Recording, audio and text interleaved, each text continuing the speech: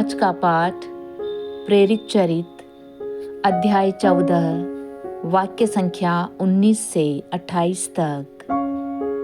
इसके बाद कुछ यहूदियों ने अंताकिया तथा इकोनियुम में आकर लोगों को अपने पक्ष में मिला लिया। वे पौलुस को पत्थरों से मारकर और मरा समझकर नगर के बाहर घसीट ले गए।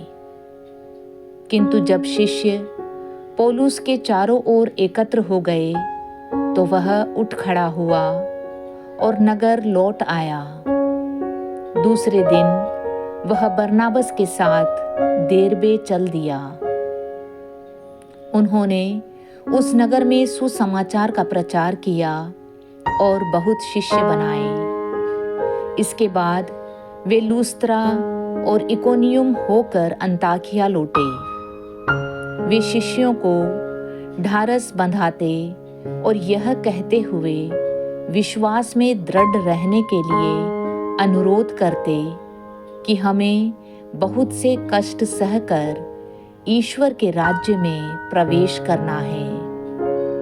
उन्होंने हर एक कलीसिया में अध्यक्षों को नियुक्त किया और प्रार्थना तथा उपवास करने के बाद उन लोगों को प्रभु के हाथों सौंप दिया जिसमें वे लोग विश्वास कर चुके थे।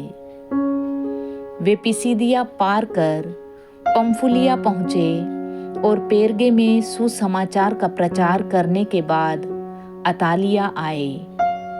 वहाँ से वे नाव पर सवार होकर अंताकिया चल दिए, जहाँ से वे चले गए थे और जहाँ लोगों ने उस कार्य के लिए ईश्वर की कृपा मांगी थी जिसे उन्होंने अब पूरा किया था।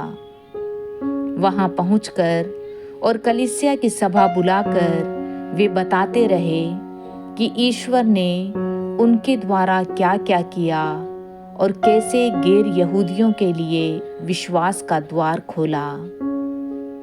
वे बहुत समय तक वहाँ शिष्यों के साथ रहे। आज का सुसमाचार संत योहन अध्याय 14 वाक्य संख्या 27 से 31 तक। मैं तुम्हारे लिए शांति छोड़ जाता हूँ, अपनी शांति तुम्हें प्रदान करता हूँ। वह संसार की शांति जैसी नहीं है। तुम्हारा जी घबराए नहीं, भीरू मत बनो। तुमने मुझको यह कहते सुना, मैं जा रहा हूँ और फिर तुम्हारे पास आऊँगा। यदि तुम मुझे प्यार करते तो आनंदित होते कि मैं पिता के पास जा रहा हूँ, क्योंकि पिता मुझसे महान है। मैंने पहले ही तुम लोगों को यह बताया, जिससे ऐसा हो जाने पर तुम विश्वास करो।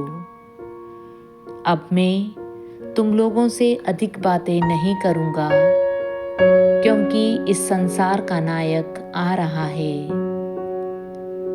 वह मेरा कुछ नहीं बिगाड़ सकता, किंतु यह आवश्यक है कि संसार जान जाए कि मैं पिता को प्यार करता हूँ और पिता ने मुझे जैसा आदेश दिया है मैं वैसा ही करता हूँ।